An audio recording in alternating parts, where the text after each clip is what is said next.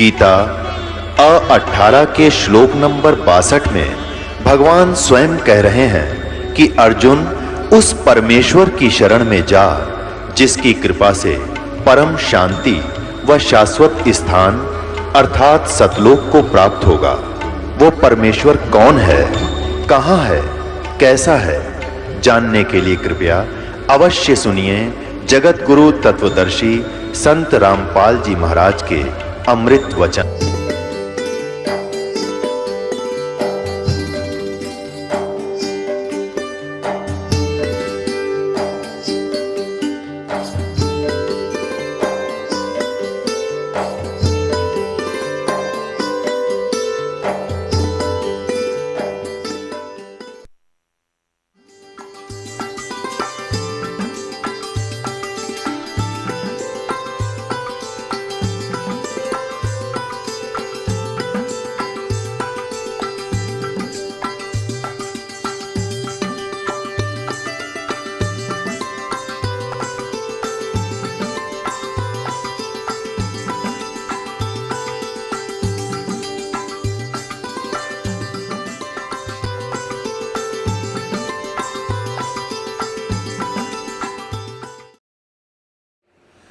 सोलह शंख कोश पर हमारा सतलोक है। ये क्या कह रहे हैं? शंखों कोश है तेरे पिया का देश। ये स्वर्गग्रह है यहाँ पर, और ये बात करे सतलोक की।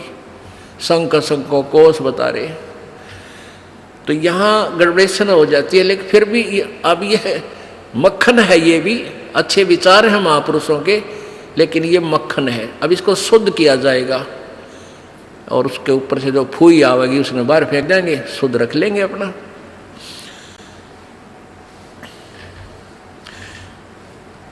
बिन सतगुर ना पाइए घर अपने की राह बिल्कुल के, और संता शरण लाग कह तू सुरत शब्द समा। अब ये राधा स्वामी पंथ में एक गाटा जोड़ रहे हैं, सुरत शब्द का अभ्यास कर ले, सुरत शब्द का अभ्यास कर ले। और कैसे 2.5 घंटे सामने बैठे, 2.5 घंटे सुबह नुआकड़ के, इन ना तो सुरत का बेरा ना शब्द का बेरा। और कैसे सुरत शब्द अभ्यास होता है ये भी ना पता इनको। कहते झूठा ज्ञान ध्यान कहाँ लाओ, ये बाद विदा चतुराई। थारा ज्ञान नहीं करने का, नहीं तुम कहाँ ध्यान लगाओगे। और परमेश्वर कबीर जी की वाणी है कि कह कबीर सुनो भाई साधो, ये शब्द गुरु चित चेला रे। अब जैसे गुरु और चेले का कितना प्यार, कितना एक घनिष्ठ संबंध होना चाहिए। कह कबीर तुम चरण चित राखो, जो सुई में डोरा रे। कितना बेस्ट उदाहरण दिया, एग्जाम्पल दिया भगवान ने कि गुरु और शिष्य का इतना लगाव, इतना अपनापन होना चाहिए। जैसे सुई में धागा डाल दे, वो लटकता है, सुई के साथ ही लटकता रहेगा, और नीचे मार देगा ऐठ, वो लकड़े को नहीं क्यों करेगी। तो ऐसे अपना लगाओ अपने सच्चे गुरु में, इत लगा लो। तो ये हुआ गुरु शिष्य का प्रेम, गुरु शिष्य का जो ना आपस में संबंध। जब हम यहाँ से जाएंगे तो आपकी यहाँ से मृत्यु होगी, तो आपको गुरुजी ही इतना लगाव होना चाहिए गुरुदेव में कि हमने जो कुछ नहीं चाहिए, परमात्मा गुरुजी आज्ञा पाओ मेरे। तो वो फिर ऐसे आप सीधे वहीं पहुंच जाओगे जहाँ आशा था वासा हुई। तो अब जैसे गुरु और शिष्य का ऐसे लगाव होना चाहिए जो सुई में डोरा रे। तो ऐसे कहा कि फिर शब्द गुरु चित चेला रे। जो मंत्र गुरु जी ने आपको दे दिया वो तो तेरा शब्द, और इस चित्त ने, इस मन ने उस शब्द जो मंत्र दे रखा है उसका चेला बना दे। इस मन को उस मंत्र का, इस सुरत शब्द समावे। तेरी सुरती, तेरी मन, तेरी आत्मा उस दिए हुए मंत्र के साथ ऐसे चिपकी रहे, ऐसा ध्यान रखे, इतना उसका सिमरण करे जो सुई में डोरा रे। यानी ऐसे सुरत और शब्द इसको बोलते हैं। जो गुरुजी ने मंत्र आपको दिया है उसके साथ इस मन को इतना जोड़ दे जैसे गुरु और चेले का प्यार हो। तो अब कहते हैं सुर कहे कबीर सुनो भी साधो, अब शब्द गुरु चित चेला रे। गुरु और शिष्य का जो लगाव है, ऐसा ही इस मन को इस मंत्र के साथ ऐसा लगाव लगा, यानी एक पल भी न दूर ना हो दे। होले सुहागण सुरता त्यार, मालिक गुर जाना है हेतु तो। होले सुहागण सुरता त्यार है तेरा सुन शिखर बरतार, मालिक गिर जाना।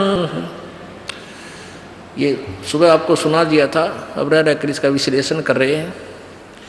अब नित्यानंद जी, ये तो कबीर जी का अमाणी जो आगे आपको सुनाई जा रही है। इससे पहले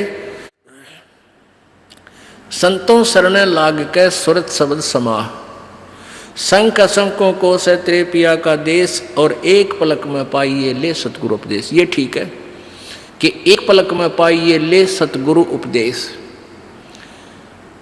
अब 16 शंख कोश की दूरी पर सतलोक है पाताल लोक से, और पूरे संत से नाम लेने के बाद फिर देर नहीं लगे मालिक पाने की। लेकिन आपके अंदर आपके हृदय में ऐसी श्रद्धा मर्यादा अंतिम श्वास तक बनी रहे। सुन सलहली सैल है गगन मंडल के माँ, और प्रेम बिना पावे नहीं चाहे कोट समाधि ला।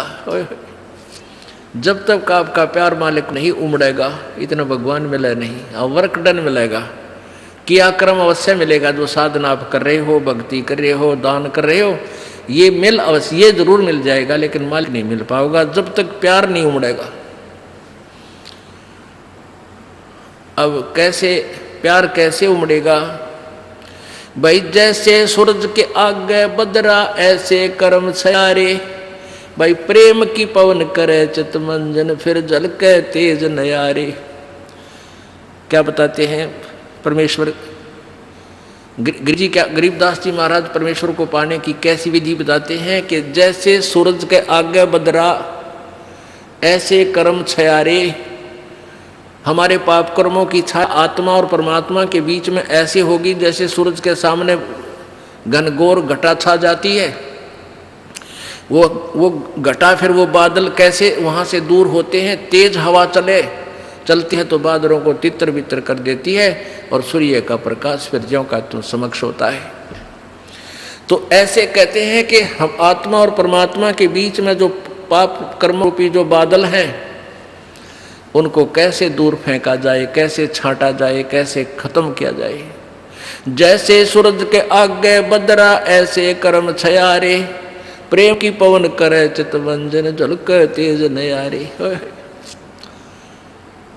प्रेम की पवन, इन पाप कर्मों को काटने का, इनके हटने का क्या लक्षण होता है? आपको यहाँ बुलाया जाता है, ज्ञान सुनाया जाता है, आप जी को मंत्र दिए जाते हैं, आप जी को प्रेरित करके आपके हाथों से 2 पैसे दान करवाए जाते हैं, दंडवत प्रणाम कराई जाती है। इस सब का उद्देश्य है कि आपका हृदय इतना विनम्र हो कि परमात्मा की चर्चा चल की आंखों से आंसू की धारा बह जा, दरिया बह निकले, चर्चा चले एकांत में बैठ के, या कहीं चर्चा चले दाता की, रह कर आंखों में आंसू आने लग जाएंगे। जब मालिक की चर्चा चलेगी तो समझो आपके पाप कर्मों के बादल कटन लाएंगे। जैसे सूरज के आगे बदरा ऐसे कर्म छयारे, ये प्रेम की पवन करे चितमंजन फिर झलक तेज नयारे। तो यहां नित्यानंद जी भी इसी का समर्थन कर रहे हैं। सुन सलहली गैल है गगन मंडल के माँ, बिना प्रेम पावे नहीं चाहे करोड़ समाधि ला। और जब तक मालिक में प्यार नहीं होगा, उसकी चर्चा सुनते ही आत्मा में ये झड़ नहीं लगेगा आंसुओं का, तो तब तक बात काची रह रही है आपकी। लेकिन होगा, अभ्यास बढ़ाओ, मालिक की भक्ति करो, ज्ञान सुनो, और अवश्य होगा। यही प्रोसीजर है। किसी के घने बादल हैं, किसी के थोड़े घने हुए भी इसी तरीके से हटेंगे, हवा चलती रहेगी, धीरे धीरे उनको इधर उधर कर दी।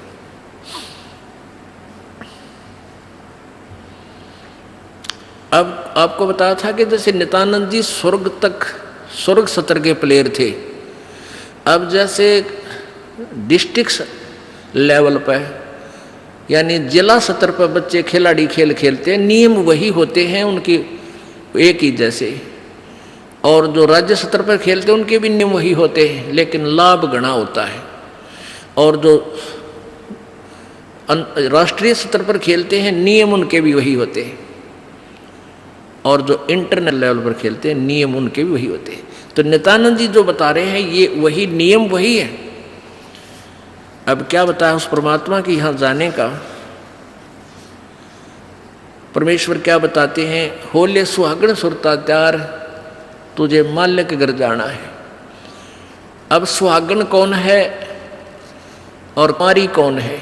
जिन आत्माओं को पूर्ण परमात्मा संत से प्रभु का नाम नहीं मिला तो वो तो कुंवारी है, और जिनको परमात्मा का नाम मिल गया उनकी सगाई होगी परमात्मा से, गुरु बिचौले ने उनकी सगाई करवा दी। अब जिनको परमात्मा का नाम मिल गया तो आपकी सगाई होगी उस मालिक से, पूर्ण परमात्मा से, और गुरु बिचौले ने आपका यू नाता जोड़ दिया। तो इसलिए कहा कि होले सुहागण सुरता त्यार, जो उपदेशी आत्माएं हैं वो सुहागण हैं, और जिन्हें नाम नहीं लिया है वो अभी कुंवारी है। और जो सुहागण होगी जिसकी सगाई हो जाएगी तो वह वही आशा कर सकती है पिया के घर जाने की, कुंवारी का भी कोई ऊद सूद नहीं होती। लेकिन तरीका यही है पिया के घर जाने का, उनको भी सगाई करवानी पड़ेगी, नाम लेना पड़ेगा, गुरु बनाना पड़ेगा। तो उन सुहागन आत्माओं को, उपदेशी आत्माओं को परमात्मा कहते हैं होले सुहागण सुरता त्यार तन माल्य के घर जाना है। अब तुझे वहां जाने का तेरा काम बन गया, यानी स्टार्ट हो गया ये प्रोसीजर। ब्याह भी होगा, सगाई हुई है तो ब्याह भी होगा, ब्याह होगा तो फिर सारा काम होगा, पति के घर भी जाएंगे। तो हम स्टार्ट कर चुके हैं, हमारा काम शुरू हो गया। फिर क्या बताते हैं, होली सुहागण सुरता त्यार तुझे मालिक घर जाना है, तेरा सुन शिखर बरतार। सुन शिखर यानी शिखर माने चोटी में, सुन माने सब जहाँ कोई और नहीं, केवल वही एक मालिक और उसका लोक है। सबसे टॉप मोस्ट प्लेस पे वहाँ तेरा पति, तेरा भरतार, तेरा मालिक है। सतलोक में सत्य पुरुष है। वहाँ क्या बताते हैं, रंग महल में रास बिलास अपार है, चलो सकी उस देश सुकंत हमार है। उस रंग महल में सारे ठाठ बाट हैं सतलोक के अंदर, और चलो सखी वहाँ अपना वो मालिक पति है, वो अपना कंत है, अपना प्रभु स्वामी मालिक है, उस लोक में चलो। नहले धोले ओढ़ पैर लेकर 16 सिंगार, आज नहीं ते तड़के परसों तेरे आवेंगे लड़ियार।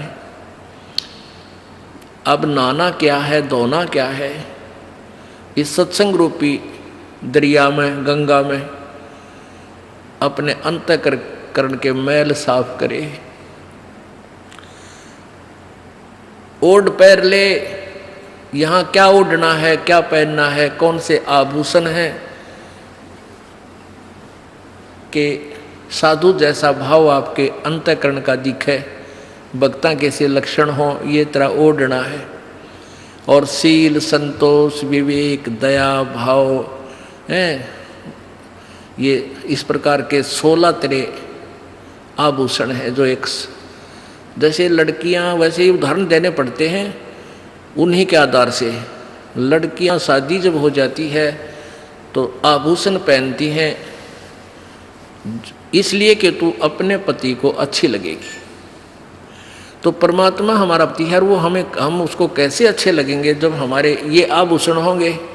नम्रता होगी, दया होगी, शील, संतोष, विवेक से हम चलेंगे, किसी की आत्मा नहीं दुखावेंगे, हैं, इस दान धर्म करेंगे, सेवा करेंगे, तो तब उस मालिक को हम अच्छे लगेंगे, पसंद होंगे, तब वो हमें स्वीकार करेगा। और सुमन, ध्यान, भक्ति, ये पांचों यज्ञ करके अपनी कमाई करके अपना दहेज बना ले। फिर क्या बताते हैं, आज नहीं तो तड़का परसों, या अब तेरा कभी ना कभी जाने का समय अवश्य आएगा। तेरे साथ की कितनी जाली तू क्यों लारी वार, और गुड़िया खेलत न जन्म खो दिया लाया नहीं विचार। पहले हम बालक से थे, आजकल तो वो सारा छूट गया प्रोसीजर, तो मॉडर्न सिस्टम हो गया, बालक खेल भी गेला, कंप्यूटर तो खेल रहे हैं। पहले क्या था, हम छोटे छोटे बालक थे, उस समय जैसे दहेज देते थे लड़कियों को, तो उनका के देश था, ऐसे कोई क्या करते थे, लड़की को भेजना होता था तो उसके लिए कपड़े लाते, तो उसको क्या बताया जाता था कि इसको आगे वाली, इसकी जो ना सास, ननंद, पितृष्ट और आसपास की जितनी लेना देना होता है, तो उनकी न्यों क्या करते, 40 तीड़ अग्निया की लाइयो, 40 सूट, तीड़ तना समझते होंगे आजकल के बच्चे, पहला घाघरा हुआ करता है सब बारह, और उसको ऊपर एक कुर्ता, एक चुंदड़ी, उसने तिल बोलिया करते। तो न्यों क्या करते, ये 40, और पहले दिखाया करते उसको भेजने से पहले लड़की को, गांव की औरतें आती थी गीत गाती हुई, और वो देखा करती, ये 40 तगलियाँ की हैं, ये 20 पछलियाँ की हैं, ये फलानियाँ की हैं, ये छोरी के हैं, ये दूसरे ससुरे की हैं, तो ऐसे बताते थे। तो वो छोटी लड़कियाँ होती थी ना, छोटी छोटी, पहले स्कूल स्काल कोई जाता नहीं था, वो अपने टाइम पास कराया करती, कहता गोबर बिटोड़ा करती ना। फिर वो छोटी होती तो क्या करती थी, वो छोटे छोटे टुकड़े कपड़े सिलने के बाद दर्जियों के पास हो जाते थे, उन इकट्ठे कर लेती और उनके ऐसी सतह बनता करके, और 40 तन्यारी गिनकर दगाल लेती, एक गठड़ी बांध कर उसमें, और 20 न्यारी धर लेती, न्यों का, और एक गुड़िया बना लेती, एक खिलौना बना लेती, एक गुड़िया सी खिलौने की स्त्री सी, और उस गुड़िया ने फिर गेला गुड़िया ने बांध देती गिठड़ी में, ये इसकी तीड़ अगलियाँ की, ये पछलियाँ की, और वो होते ही तीन चीथड़े कपड़े टुकड़े से, और उनमें तो दूसरा कोई भाई या बहन उसी के लेवल का, 1-2 साल बड़ा छोटा, और एक आधा टुकड़ा निकाल लेता ना उसकी तीड़ मत है, उस गठड़ी मत है, वो पोटली बांध रही थी वह, तो वह रोन लग जाती वह लड़की, अरे मेरी तीड़ काट ली, 5 पीटर रोवर, रोटी नहीं खावे, और ओढ़ चीथड़े ने वह तीड़ बांध रही, वो सूट बांध रही पूरा, तो बालक थी। और जब उस बेटी वाली लड़की बड़ी हो जाती है, युवा हो जाती है, और फिर उसका ब्याह हो जाता है, उसका शादी हो जाती है, विवाह हो जाता है, फिर उसको वो ओरिजिनल तील मिल रहा है, वास्तविक तिल मिल रहे हैं, उसने वो सूट मिल लेंगे 10-20 जो भी उसके होते थे, तो फिर वह गुड़िया लेना खेला है, क्योंकि वह सैनी होगी, वो मैच्योर होगी। तो पुण्यात्माओं, परमात्मा हमें क्या बताना चाहते हैं कि तुम यहाँ जो बेटा बेटी कार कोठी संपत्ति जोड़ने में जो तुम खेल खेल रहे हो, ये गुड़िया वाला खेल है। और जब आप इतने मैच्योर हो जाओगे, आपका ज्ञान इतना स्वस्थ हो जाएगा, आपको ये पता लग जाएगा कि ये सब नकली सांग है, झूठा सुख है, अस्थायी टेम्परेरी रिलेशन है हमारा यहाँ पर, और हमारा स्थान सतलोक में है। तो फिर आप इन गुड्डा गुड़िया के खेलने की फिर इच्छा नहीं कर सकते, सपने में भी नहीं कर सकते। अब जवान लड़की जब उसका ब्याह हो गया और उसके बाद वो ओरिजिनल सूट उसने मिले हैं, फिर उसने वह खेल कर दिखा दे गुड़िया गिला, कदे नहीं खेल सकती। तो आपको जब ये रह कर ये ज्ञान इसलिए सुनाया जाता कि आपका इन गुड्डा गुड़िया के खेल से मन हट जा, आप इतने मैच्योर हो जाओ, आपको वास्तविकता का पता लग जावे।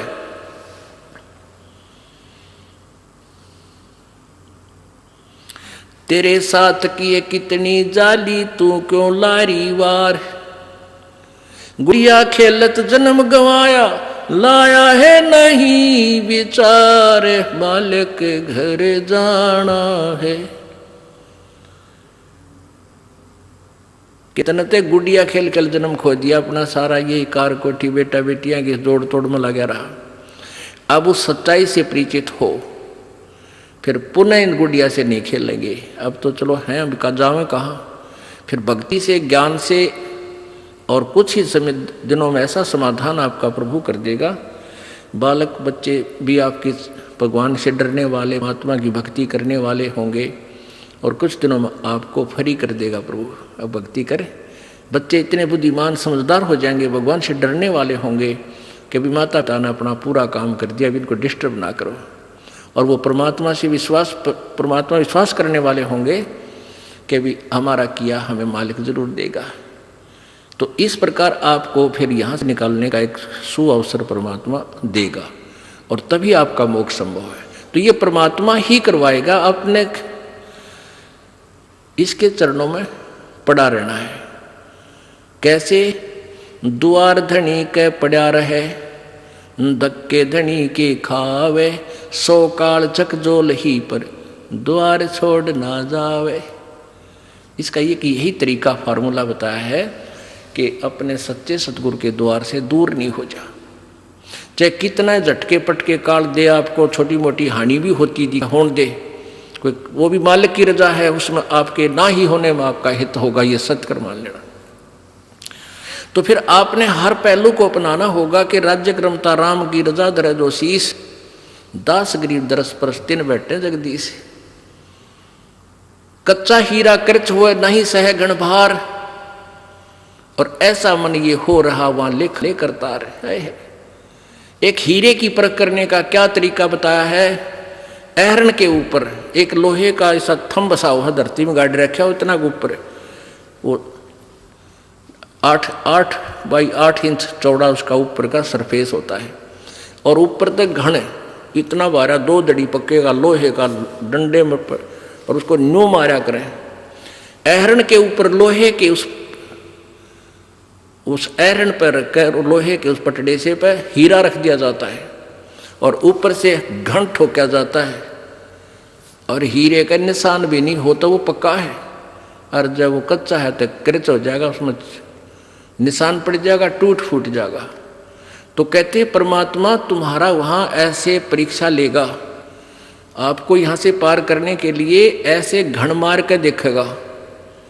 कच्चा हीरा क्रच हुए नहीं सह घण भार, नहीं सह घण मार, और ऐसा मन यू हो रहे जहां फिर लेखा ले करता रहे।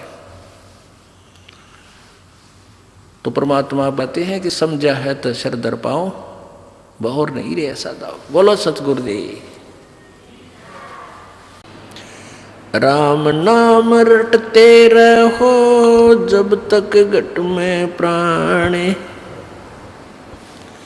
कभू तो दीन दयाल के बिनक पड़ेगी कान।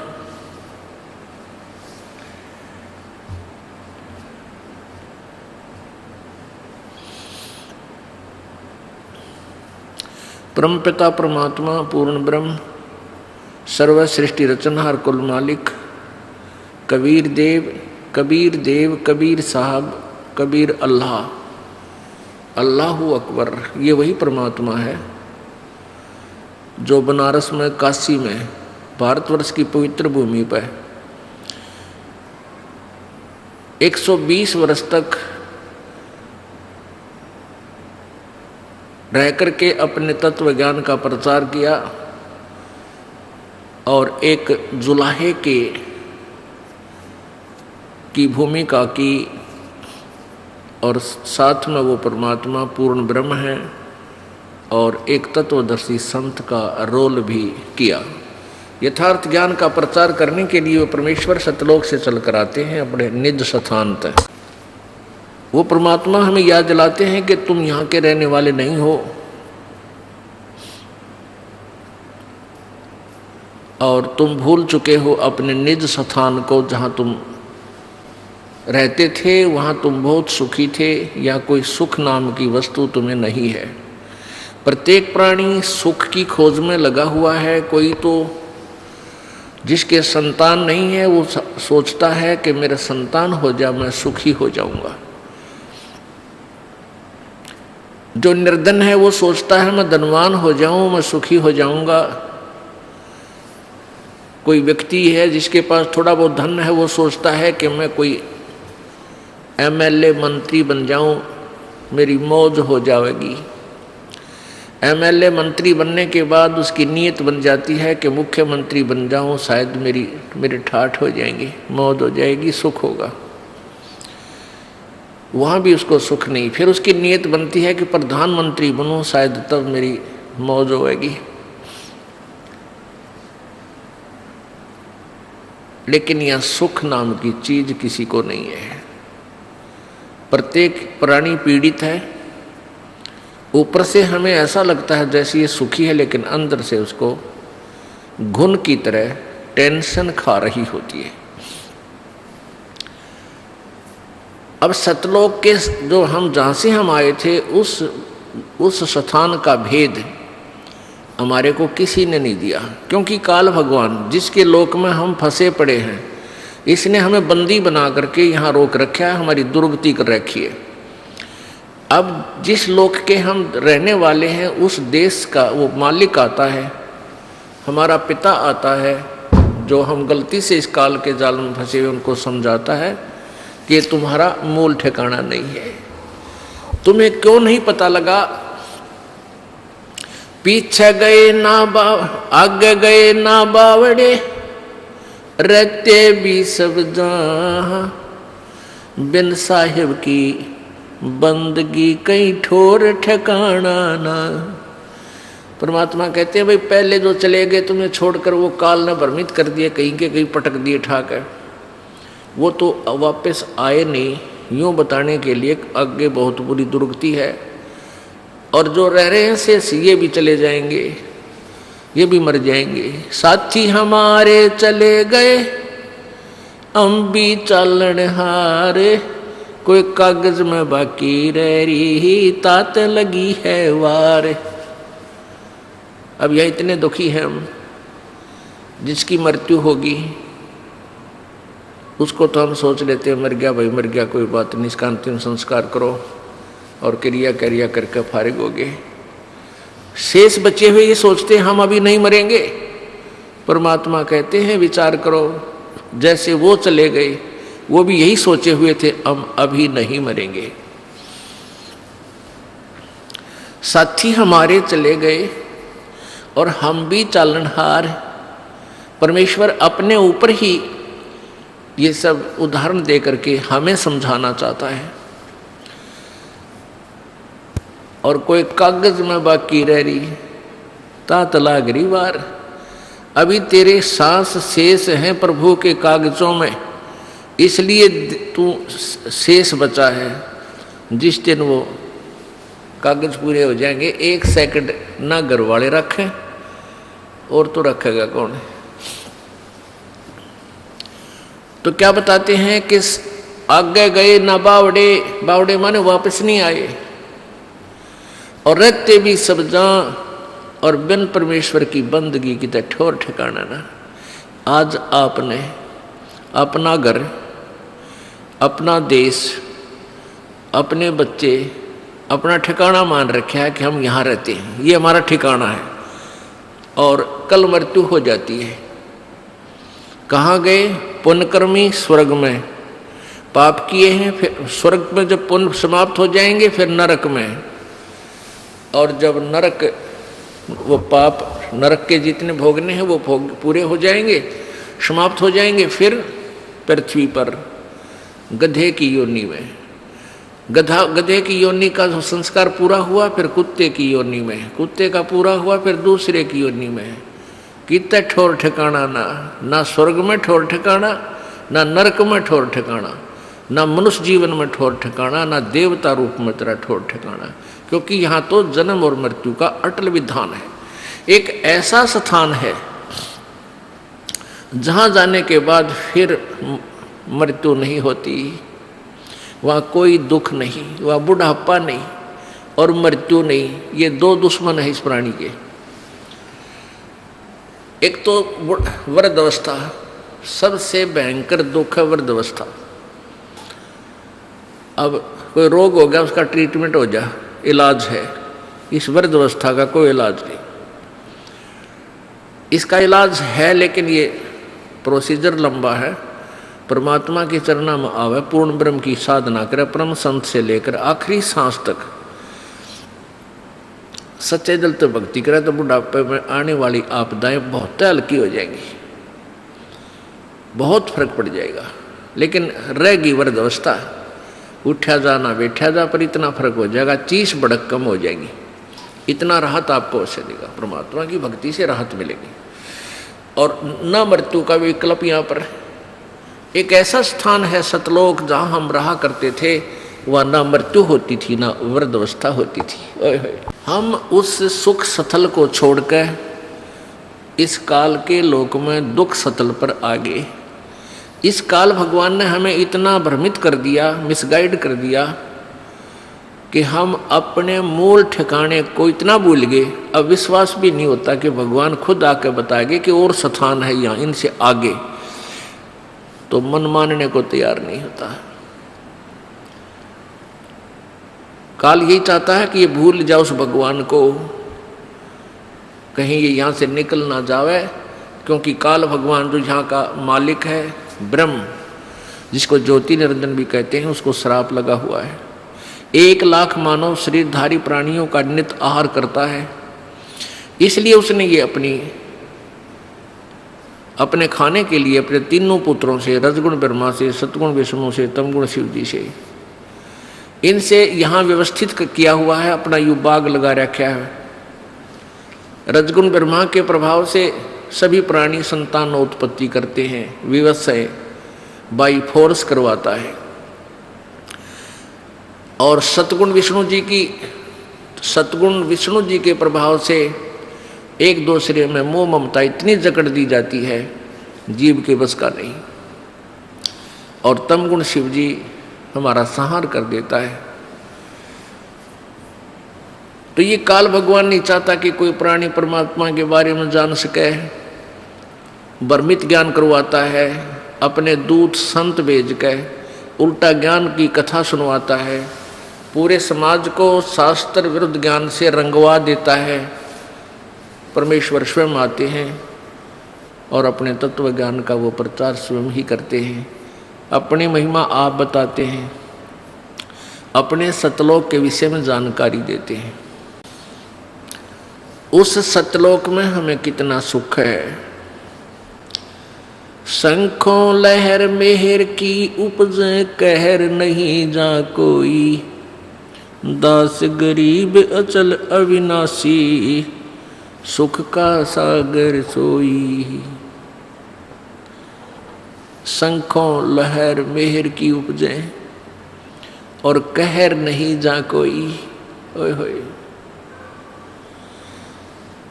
दास गरीब अचल अविनाशी सुख का सागर सोई। अब कभी कभी एकांत में अकेले बैठे हों, एक बार एक ऐसी हिलोर उठती है आत्मा में, इतना आनंद आता है उस समय कि कोई भी दुश्मन शत्रु नहीं लगता, कोई बुरा नहीं लगता, सब अपने से लगते हैं। और वो आनंद एक विशेष आनंद होता है। वो कुछ ही क्षणों के लिए रहती है, फिर तुरंत चली जाती है, फिर कोशिश करने से भी सेट नहीं हो पाते हैं। उसके जाते ही फिर कहर की लहर शुरू हो जाती है, उसको ऐसे कर दूंगा, उसको ऐसे कर दूंगा, उसने मेरी हानि कर दी। भाई लड़की नहीं ब्याही गई, किसी की बेटी की ब्याह हो गया तो बेटी का बालक ना होए, भगवान क्या होगा, कहीं वो छोड़ ना दें। और इसी प्रकार ना जाने बिना गिनती की टेंशन, और वो कहर की लहर प्रारंभ हो जाती है। परमात्मा कहते हैं उस सतलोक के अंदर, गरीबदास साहिब जी बता रहे हैं, आंखों देखा कबीर परमेश्वर की कृपा से गरीबदास जी महाराज जी ने सतलोक के दर्शन किए थे और परमात्मा को देखा था। उन्होंने आकर बताया था कि हम सुल्तानी नानक तारे दादू को उपदेश दिया, जाति जुलाहा भेद न पाया वो काशी माए कबीर हुआ। वही गरीबदास साहिब जी आंखों देखा हाल बता रहे हैं कि शंखों लहर मेहर की उपजे कहर नहीं जा कोई, और दास गरीब अचल अविनाशी सुख का सागर सोई। वो सुख का सागर है। अब पुण्यात्माओं, सत्संग ज्ञान से ज्ञान होता है। पहले हमने अज्ञान सुना था, वो अज्ञान सेट हो गया हमारे हृदय में, वो सच्चा मान लिया हमने।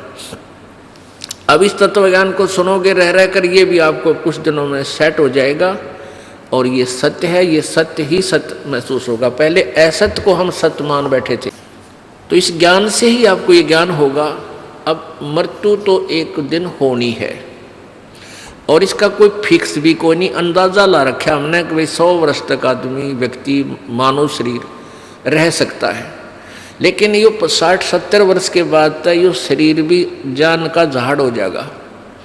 वो जीवो चाहे ना जीवो 70 साल पाछे, तो वो तो ठीक है, लालच छूटा को ना, मरा जाता को नहीं, जीव प्यारा सब ने लगे है, चाहे 100 वर्ष का भी हो गया, नहीं सोचा और जी जाऊं। तो ऐसी भावना क्यों है हमारे अंदर? क्योंकि हम ऐसे लोक में रहा करते थे, वहां मृत्यु नहीं होती थी और वो आत्मा को आज भी खटक रही है, भाई मरना नहीं चाहिए। हम सतलोक में रहते थे, वह मृत्यु नहीं होती थी। तो इसलिए अब भी इस आत्मा को न्यू लगा है, यो क्यों मर गए, हम क्यों मर रहे हैं, ये मरना नहीं चाहिए। तो ये बीमारी तो, इसका विकल्प तो यहाँ है ही नहीं, या तो हार्ड एंड फास्ट रूल है, अटल नियम है यहाँ का, जो जन्मा सो मृत्यु होगी, मृत्यु होगी उसका जन्म जरूर होगा। और सतलोक में ये नियम है कि वहाँ पुनर्जन्म नहीं है,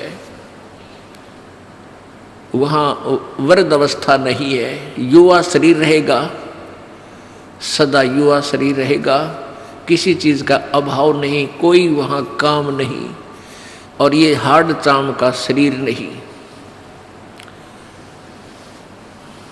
पुण्यात्माओं, ज्ञान से ही ज्ञान होता है, सुनने से ही ज्ञान होता है, सत्संग से आपको प्रेरणा मिलती है कि हम अपनी मृत्यु तो होनी ही है, अवश्य होनी है। तो क्यों ना हम अपना पूरी टारगेट, पूरा उद्देश्य सच्चे दिल से सतलोक जाने का बनाए, क्योंकि इस ज्ञान से आपको ये प्रमाण मिलेंगे, 100 प्रमाण देगा ये दास आपको कि ये लोक अपना नहीं है, अपना लोक सतलोक है। और उस सतलोक को किस किस ने सेकंड किया है, किस किस ने समर्थन किया है, खुद परमेश्वर ने आके बताया कबीर जी ने।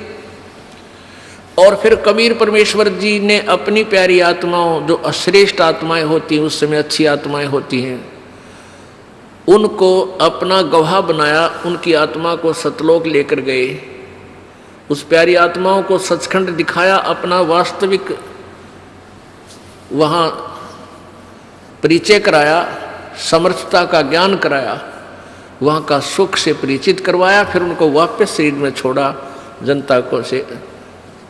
जनता में वो अपना ज्ञान प्रचार करवाया। उन्होंने सभी ने एक जैसा ही मार्ग बताया है, जैसे आदरणीय धर्मदास साहिब जी बांधवगढ़ वाले, आदरणीय मलुकदास साहिब जी, आदरणीय दादू साहिब जी, आदरणीय नानक साहिब जी, जिससे सिख धर्म का उत्थान हुआ, आदरणीय गीसादास साहिब जी, आदरणीय गरीबदास साहिब जी, इन सभी पुण्यात्माओं ने परमात्मा को पाया। इन्होंने सचखंड सतलोक आँखों देखा और फिर वापस आकर के उस अनुभव की आँखों देखे, उस परमात्मा की शक्ति समर्थता का अपने अमरवाणी में कलम तोड़ विवरण किया। हम देखा सो साच है और सकल प्रपंच, गरीबदास साहिब जी कहते हैं हमने जो देखा वो सत्य है, बाकी जो कह रहे हैं वो सब प्रपंच झूठ बोल रहे हैं। तो पुण्यात्माओं, क्या आवश्यकता थी उन महापुरुषों ने, नानक साहिब जी ने या गरीबदास साहिब जी ने सचखंड के बारे में डंडोरा पीटन की? यदि वो स्थान ना होता तो वो सत्य है। हमने अभी तक जो ज्ञान सुना था स्वर्ग तक, अब स्वर्ग से आगे हमारी बुद्धि काम करे नहीं थी। अब हमें ज्ञान हो गया, अब हम अपना तन मन धन से उस सतलोक में जाने का प्रयत्न करेंगे। पुण्यात्माओं, सुअवसर है। परमेश्वर ने काल से कहा था कि सतयुग में, काल ने कहा था परमेश्वर कबीर जी से कि 3 युगों में जीव आप कम ले जाना, और चौथा युग जब कलयुग आवे तब तब शरण जीव बहु जावे। ऐसा वचन हर मोय दीजै तब गवन संसार ही कीजै। काल ने कहा था प्रभु 3 युगों में, सतयुग त्रेता द्वापर में आप अधिक प्राणी सतलोक मत ले जाना, और चौथा युग जब कलयुग आएगा तब आप कितने ही प्राणियों को सतलोक ले जाना। तो परमात्मा ने कहा ठीक है तथास्तु। तो उस परमात्मा के उस वचन अनुसार, और काल ने भी अपने मुख से ही कह दिया कि कितने जीव ले जाना। लेकिन एक और प्रार्थना की थी कि जो आपके ज्ञान को स्वीकार करे आप, वो आपका, और जो आपके ज्ञान को स्वीकार नहीं करे, मेरे ज्ञान को स्वीकार करे, वो हमारा। आप उसको बाय फोर्स मत ले जाना, अपना ज्ञान दे करके अपना बनाना। तो इसलिए पुण्यात्माओं, अब जो परमात्मा की इस अमर वाणी पर जो विश्वास करेगा वो परमात्मा का हो जाएगा, और जो इस वाणी को नहीं समझेगा वो काल का है, वो काल का रहेगा। जैसे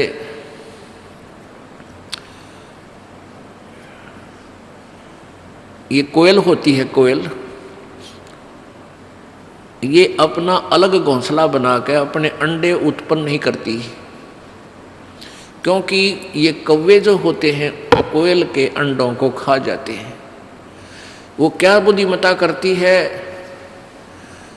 कि मादा कौवी जो होती है, मादा कौवा कौवी, वो जहाँ भी उसने अंडे उत्पन्न कर रखे होते हैं घोंसले में, जब वो कहीं इधर उधर चुग्गा चुगने जाती है, आहार के लिए बाहर जाती है, तो मादा कोयल तुरंत वहाँ जा कर के अंडे उत्पन्न कर देती है।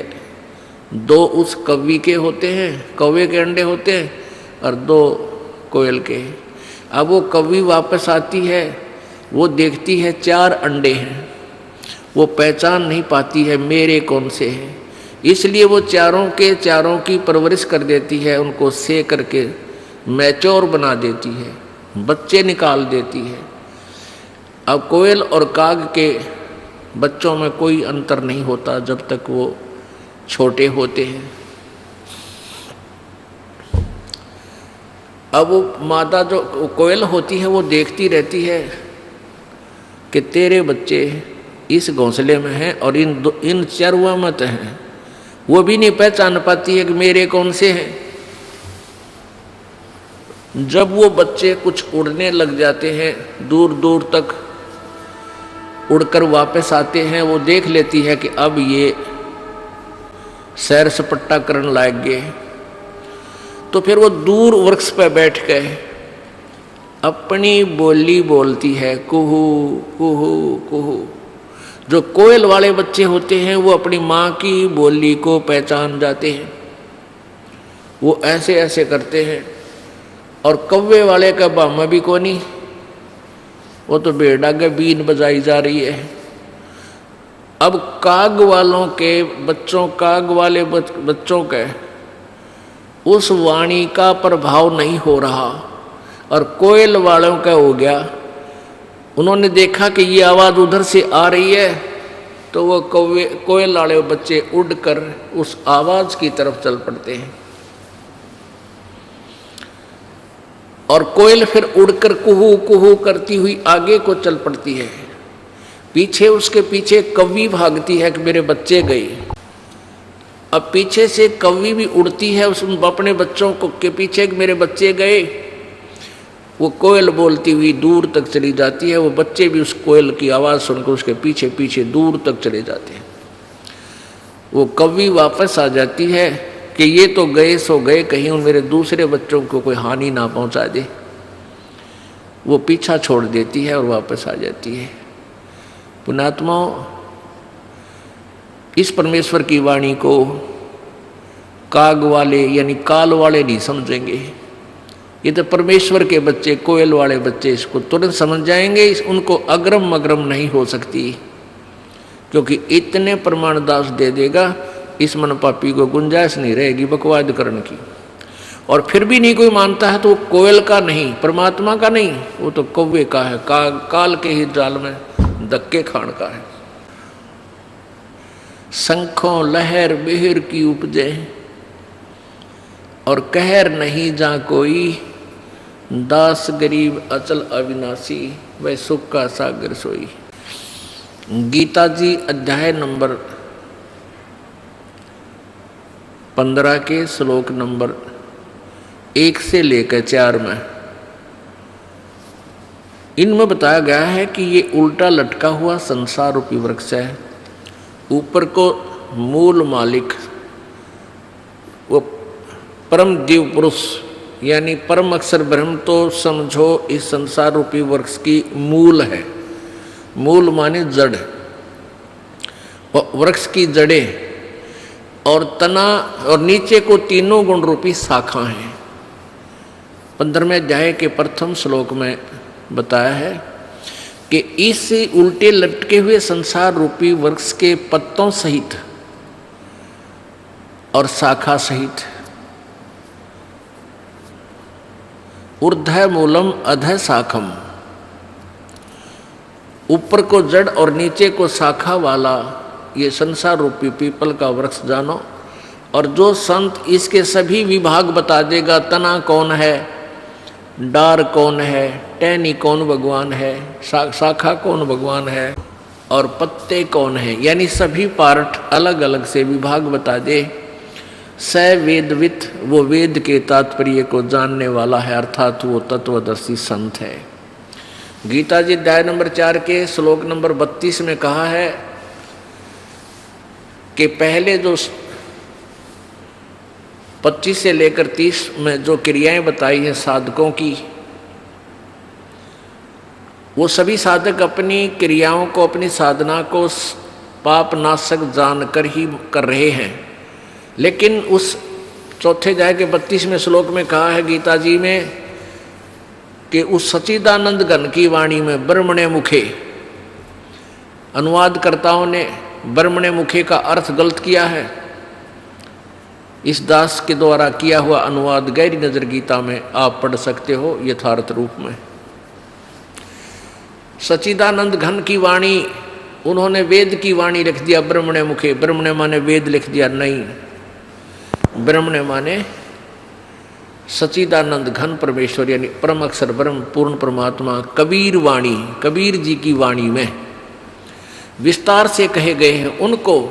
चौथे अध्याय के 34वें श्लोक में कहा कि उस ज्ञान को जो परमेश्वर की वाणी में, जो गीता और वेदों से भिन्न है, एक्स्ट्रा है, अलग है, उस तत्व ज्ञान को तो तत्वदर्शी संतों के पास जाकर समझ, उनको दंडवत प्रणाम करने से और कपट छोड़ कर जा प्रसन्न करने से वो तत्वदर्शी संत आपको भेद बताएंगे। वो तत्वदर्शी संत कैसा होगा उसकी पहचान बताई है 15वें अध्याय के प्रथम श्लोक में कि जो इस उल्टे लटके हुए संसार रूपी वृक्ष के सभी पार्ट बता दे न्यारे न्यारे। सवेदवित वह वेद के तात्पर्य को जानने वाला है, अर्थात वो तत्वदर्शी संत है। वो तत्वदर्शी संत की भूमिका परमेश्वर ने स्वयं ही की है। आप आरती, आप साजे, आप किंगर, आप बाजे, आप ताल झांझ झनकारा, आप नचे आप देखने आ रहा। कह कबीर ऐसी आरती गाऊं, आपा मध्य आप समाऊं। वो परमात्मा ने स्वयं ही रोल किया है, स्वयं एक दास का रोल किया है। एक गरीब व्यक्ति बनके राम रटत दारिद्र भलो, टूटी घर की छान, वो सुंदर महल किस काम के जहाँ भक्ति नहीं भगवान। तो परमात्मा ने गरीब से गरीब पुअर निर्धन की भूमिका की कि कहीं कोई किसी का वहम रह जावे कि भाई परमात्मा प्राप्ति तो धनी लोग ही कर सकते हैं, क्योंकि वो भंडारे भी कर सकते हैं, वो धर्मशाला भी बनवा सकते हैं। पुण्यात्मा धनी और निर्धन सभी परमात्मा पा सकते हैं, लेकिन संत पूरा हो, उनकी नीयत साबित हो, श्रद्धा पूरी हो, आजीवन मर्यादा में रहें, दोनों पार होंगे। तो परमात्मा ने आप पे आके बताया अपना सारा ज्ञान। स्वयं एक गरीब बनकर कहा कि देखो मैं कितना गरीब हूँ, और जुलाहा जाति में, क्योंकि जब परमेश्वर आए ये छुआछूत की आग घनी लगी हुई थी, चरम सीमा प्रति छुआछूत, इन शूद्र वर्ण के व्यक्तियों से ये ब्राह्मण लोग विशेषकर 10 कदम दूर रहा करते थे और कहते थे ये भक्ति के योग्य नहीं है। परमात्मा ने यही हमारी भ्रमणा तोड़ी थी कि परमात्मा की दृष्टि में सभी आत्मा एक हैं। ये वर्ण और जाति और धर्म तुम बना बैठे भगवान के दरबार में, ना वर्ण है, ना जाति है, ना कोई धर्म है। अलग से धर्म नहीं है, एक ही धर्म है, मानव धर्म। जिसके अंदर इंसानियत है वो धार्मिक व्यक्ति है, अन्यथा नहीं है। और स्वयं ही एक तत्वदर्शी संत की भूमिका की। उस समय के सभी विद्वानों को मालिक ने छक्के छुड़ा दिए थे, लेकिन वह कर्म ठोक मान्य नहीं। वो संस्कृत भाषा जानते थे, समाज अशिक्षित था, इसलिए उन नकलियों का दाव लगा रहा कि कबीर झूठ बोलता है, कबीर जी झूठ बोलते हैं, ये वेदों और शास्त्रों को नहीं पढ़ सकते क्योंकि ये अशिक्षित है। यजुर्वेद अध्याय नंबर 40 के श्लोक नंबर 10 से 13 तक 2 बार प्रमाण दिया है कि वेद ज्ञानदाता ब्रह्म बोल रहा है कि परमात्मा के विषय में विशेष जानकारी वो तत्वदर्शी संत बताएगा, उससे पूछो। इससे सिद्ध है कि वेद ज्ञान से भी अलग कोई और ज्ञान है। उसमें यह भी कहा है कि कोई तो जिसने अक्षर ज्ञान हो गया उसको विद्वान कह देते हैं। किसी ने MA BA कर ली, विद्वान कहला दिया किसी एक लैंग्वेज में या 2 लैंग्वेज में, और जो शिक्षित नहीं है उसको अविद्वान कह देते हो। नहीं, विद्वान और अविद्वान की परिभाषा भी वो तत्वदर्शी संत बता होगा। विद्वान किसे कहते? तो कबीर परमेश्वर जी विद्वान थे, वो संस्कृत की भाषा जानने वाले विद्वान कहलाते थे। वो विद्वान नहीं थे क्योंकि उनको अपने संत ग्रंथों का ज्ञान नहीं था, ना वो वेदों से परिचित थे, ना वो पुराणों से परिचित थे, जिनकी ओट में डंडोरा पीटा करते। तो परमात्मा ने स्वयं ही आकर बताया, तत्व ज्ञान अपनी महिमा आप पर बताई। अक्षर पुरुष एक पेड़ है, निरंजन वा की डार, ये तीनों देवा शाखा है, भाई पात रूप संसार। परमेश्वर ने स्वयं आकर बताई अपनी महिमा, अपने द्वारा रची सृष्टि का ज्ञान वो स्वयं ही बताते हैं, और को नहीं मालूम बिल्कुल भी। ये अक्षर पुरुष एक पेड़ है, जो जमीन से बाहर नजर आता है उसको पेड़ बोलते हैं।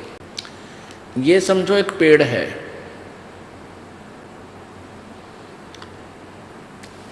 जमीन से बाहर जो नजर आता है, दृष्टिगोचर हो रहा है, उसको पेड़ बोलते हैं।